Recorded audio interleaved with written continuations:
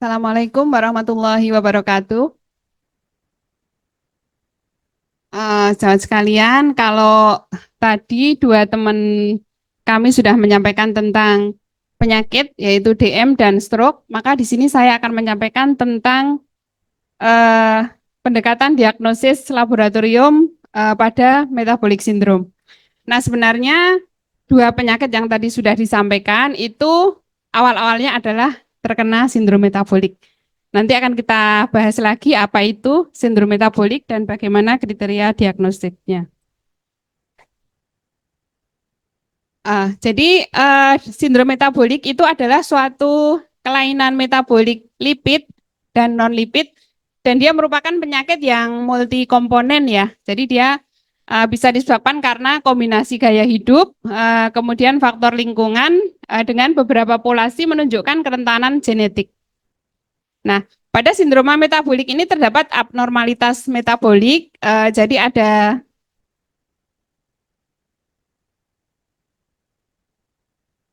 4 komponen ya yang mendasari sindroma metabolik ini.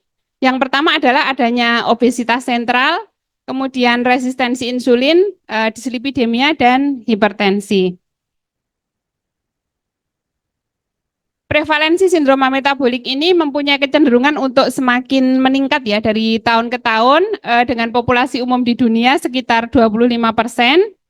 Untuk di Indonesia sendiri diteliti oleh Himpunan Studi Obesitas Indonesia atau HISOBI, prevalensinya sekitar 13,13%.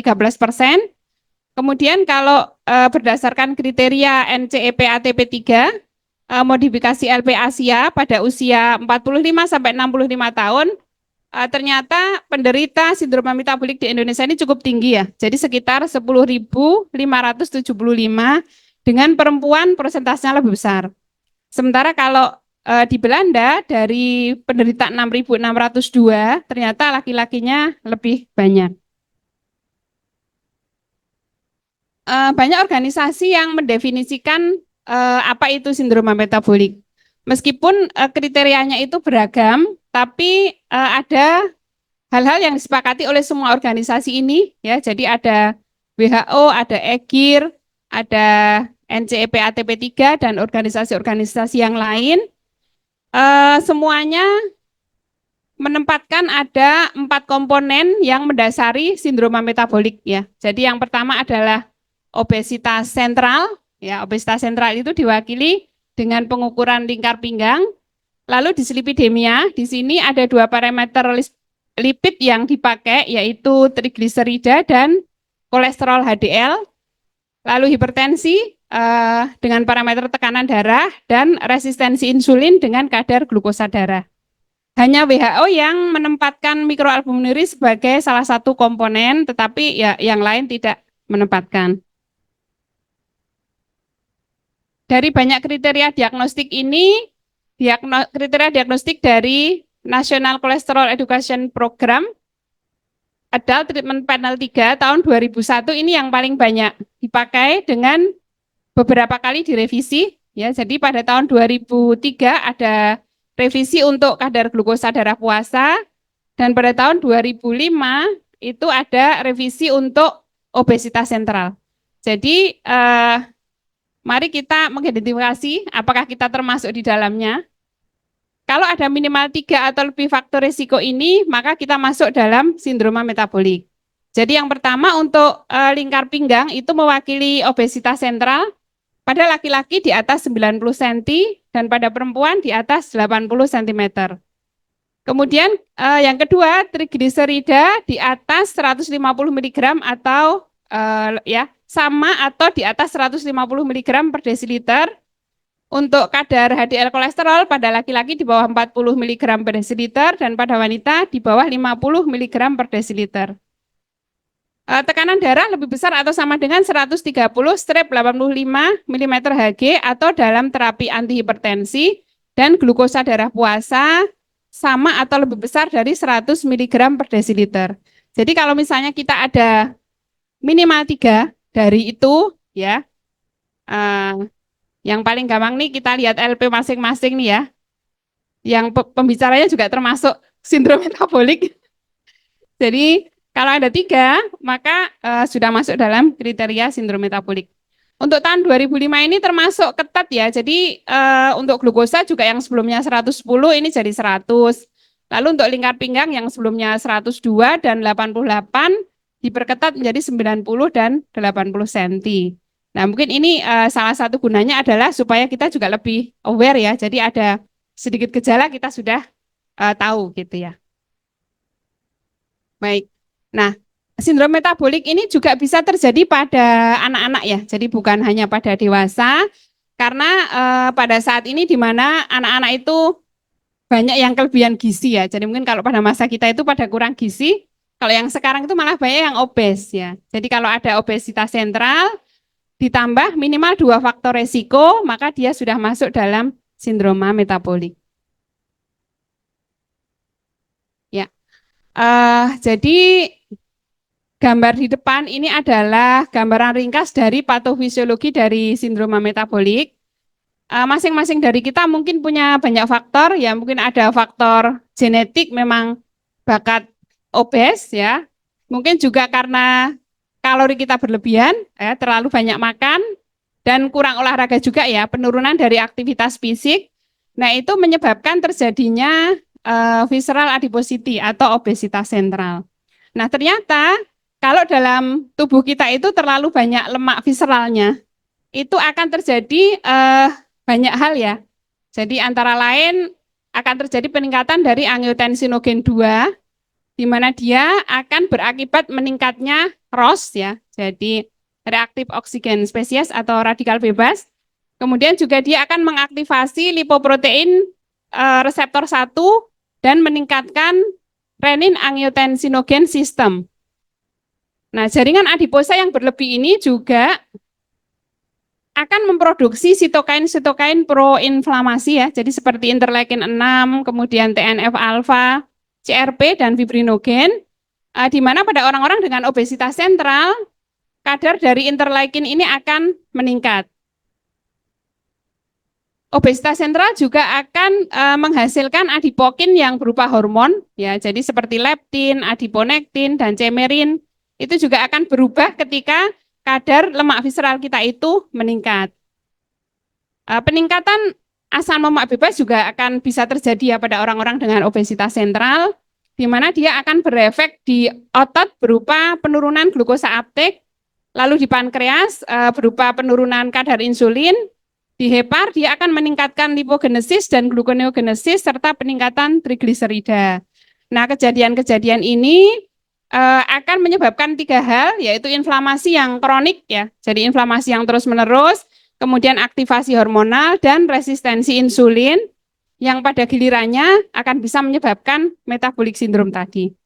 Metabolic syndrome ini mempunyai faktor resiko yang besar untuk terkena penyakit-penyakit tertentu, terutama DM tipe 2 dan juga cerebrovascular disease yang tadi sudah disampaikan oleh Dr. Ambar dan Dr. Naryo.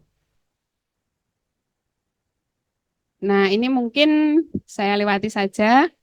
Jadi dari banyak penelitian mengatakan bahwa sebenarnya komponen yang paling utama menjadi penyebab dari sindroma metabolik ini adalah obesitas sentral ya, atau obesitas visceral.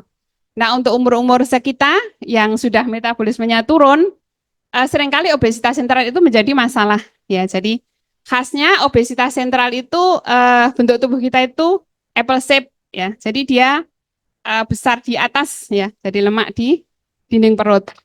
Nah, obesitas sentral ini bisa diukur dengan lingkar pinggang ya, atau waist circumference ya.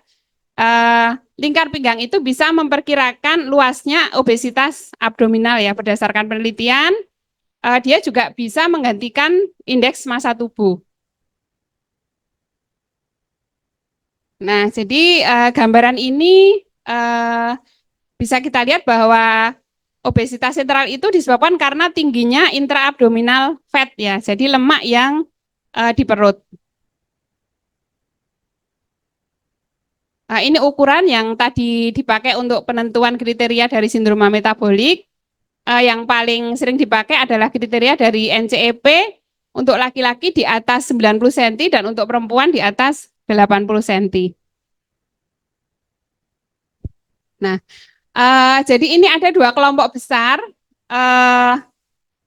timbunan lemak pada tubuh kita. Jadi yang kiri itu yang bentuknya seperti buah pir ya, pear shape fat distribution. Yang sebelah kanan yang bentuknya seperti apel, jadi apple shape fat distribution. Jadi kalau yang sebelah kiri ini dia peningkatan lemaknya banyak di lower body, jadi di daerah paha dan pinggul, sementara yang kanan ini peningkatan lemaknya lebih di atas ya, jadi di perut, sehingga yang model sebelah kanan ini dia lebih punya resiko untuk terkena cardiometabolic disease. Jadi nanti kita bercermin kira-kira saya masuk yang mana gitu ya. Semoga saja banyak kita yang masuk yang kiri sehingga tidak memiliki resiko yang besar untuk terkena cardiometabolic disease. Ini saya kira nanti bisa dipelajari sendiri patomekanisme. Dan sekarang saya fokus pada pendekatan laboratorium pada sindroma metabolik. Ya, ini gambar di depan tadi sudah dijelaskan oleh Dr. Ambar juga ya, bahwa sebenarnya salah satu komponen dari sindrom metabolik yaitu resistensi insulin itu berawal dari adanya insulin tapi dia reseptornya yang tidak sensitif ya. Jadi kalau atas sendiri itu orang sehat, pankreasnya menghasilkan insulin, dia bisa melekat pada reseptor insulin sehingga metabolisme glukosa itu bisa berjalan dengan normal. Sementara kalau pada DM tipe 1 dia memang tidak menghasilkan insulin, tetapi punya reseptor. Untuk DM tipe 2 dia bisa menghasilkan insulin pankreasnya, tetapi reseptor insulinnya itu tidak sensitif ya, atau dia resisten sehingga gagal untuk merespon insulin, akibatnya metabolisme glukosa menjadi terganggu. Nah, kalau kita mau tahu kira-kira saya sudah mengalami resistensi insulin atau belum ya, gitu ya, maka kita bisa memakai parameter HOMA-IR, ya HOMA-IR, Homeostatic Model Assessment Insulin Resistant, di mana parameter laboratorium ini dipakai untuk mendiagnosa resistensi insulin dan dikatakan resistensi insulin jika nilainya di atas 4, ya. Nah, ini cara menghitungnya adalah dengan rumus dengan mengukur kadar insulin puasa dan kadar glukosa puasa. Kalau dalam satuan miligram per desiliter itu insulin puasa dikalikan glukosa puasa dibagi 405. Kalau dalam satuan milimol per liter insulin puasa dikalikan glukosa puasa dibagi 22,5. Nah, jadi kalau idealnya HOMA-IR kita itu antara 1,5 sampai 2,5. Semakin ke kanan, maka insulin kita semakin resisten dan semakin ke kiri adalah semakin sensitif. Nah, kalau angka kita di atas 4, itu sudah bisa dikatakan bahwa kita mengalami resistensi insulin. Nah, ini parameter HOMA-B atau Homeostatic Model Assessment of Beta Cell Function untuk menilai derajat disfungsi dari sel beta pankreas kita ya. Jadi seperti kita ketahui bahwa sel beta pankreas itu yang menghasilkan insulin, sehingga kalau dia mungkin sudah disfungsi, artinya fungsinya sudah menurun, berarti kita juga akan ada risiko untuk resistensi insulin. Dihitung dengan rumus ya, jadi kita periksa kadar insulinnya dikalikan 20, lalu dibagi kadar glukosa dikurangi 3,5% dalam milimol per liter. Kalau dalam miligram per desiliter dihitung dengan rumus 360 kali kadar insulin dibagi glukosa minus 63%. Nah, nilai normalnya adalah 70 sampai 150%. Sehingga kalau hitungan HOMA-B kita misalnya tinggal 50%, berarti sel beta pankreas kita sudah menurun fungsinya.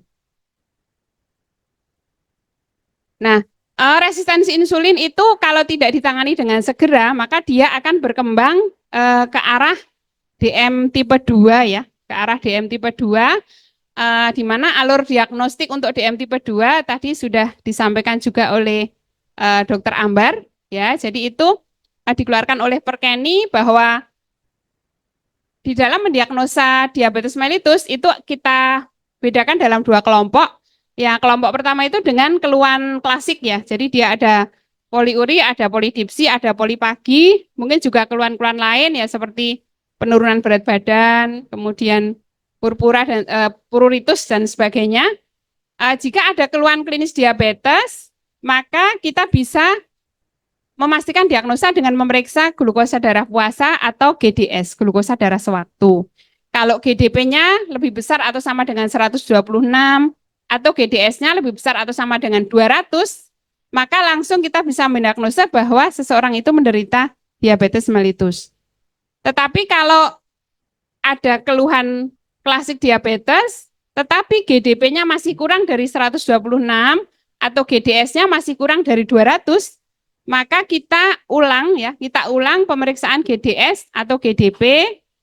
Kalau hasil dari ulangan itu di atas 126 GDP-nya atau GDS-nya di atas 200, baru kita bisa mengatakan dia diabetes mellitus.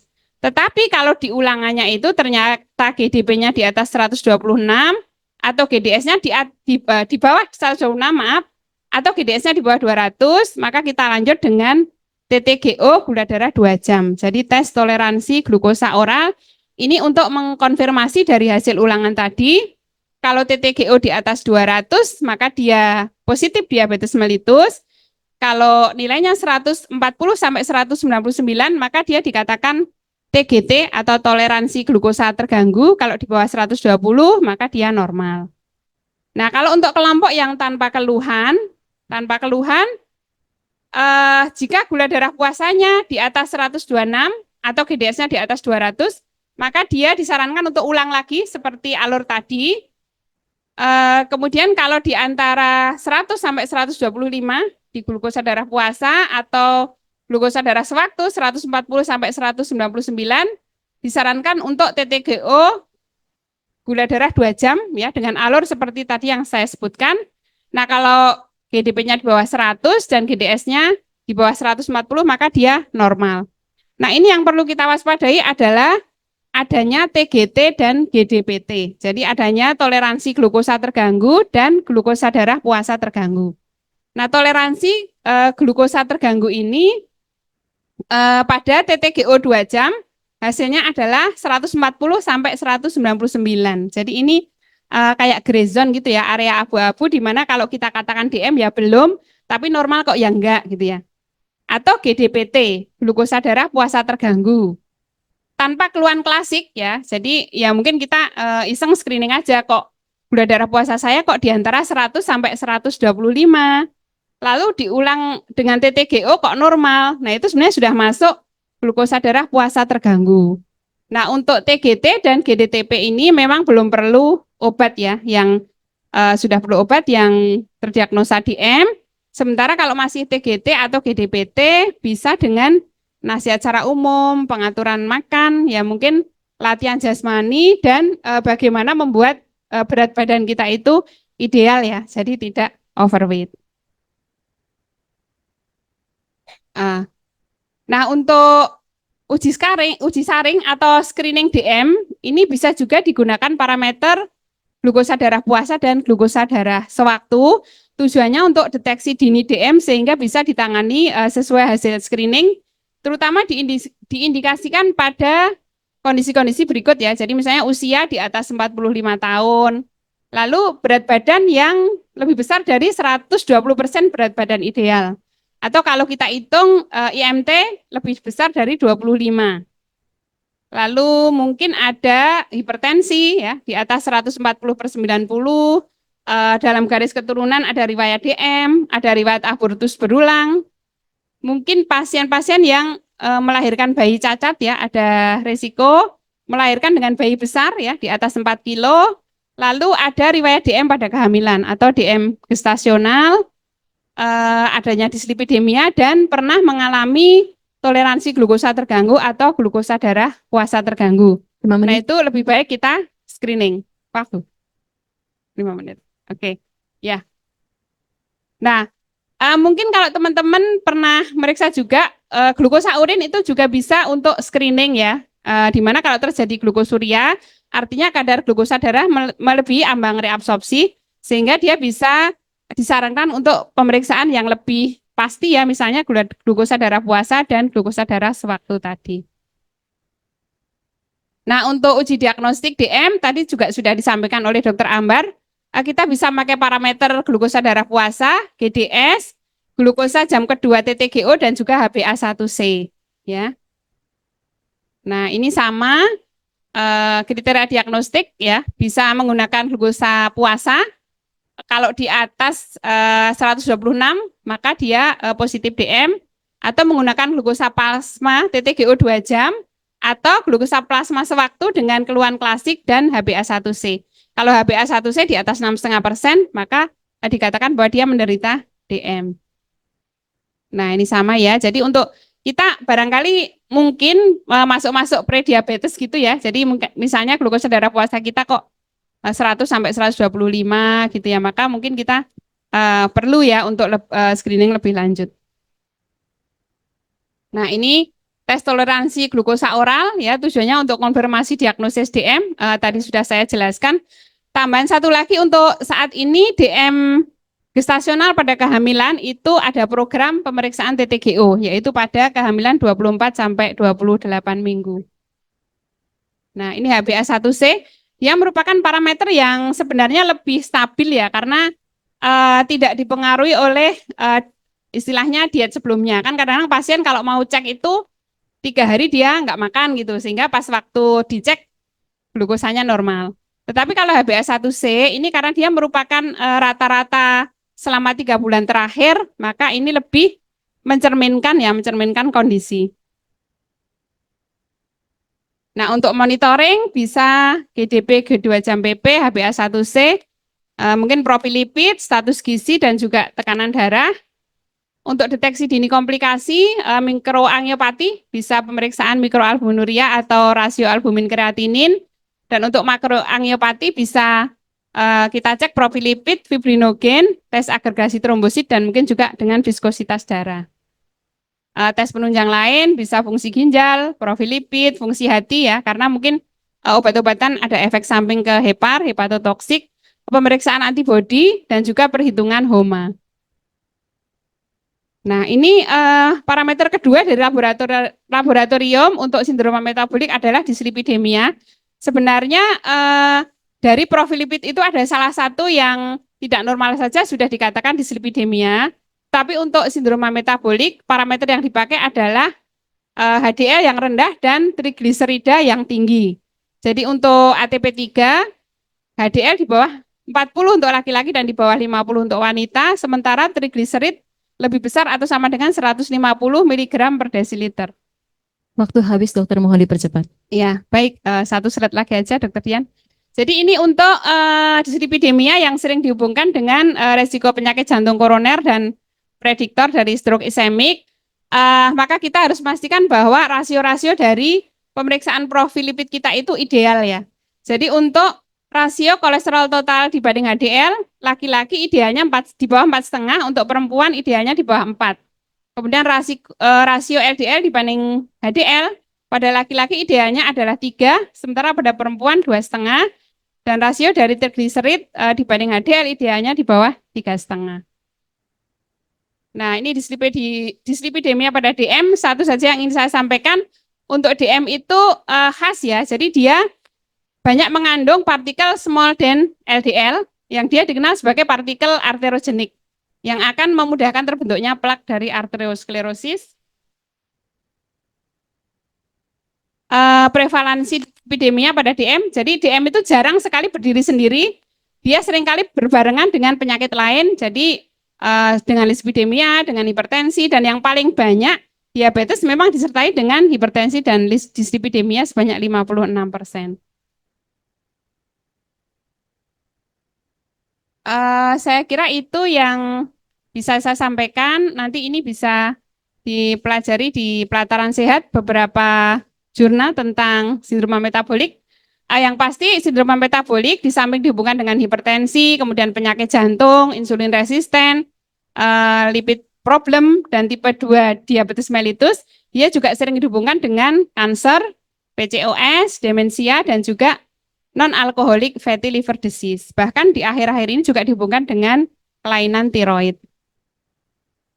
Baik, itu yang bisa saya sampaikan. Banyak maaf jika ada kurang-kurangnya. Wassalamualaikum warahmatullahi wabarakatuh. Terima kasih, Dokter Kusumastuti.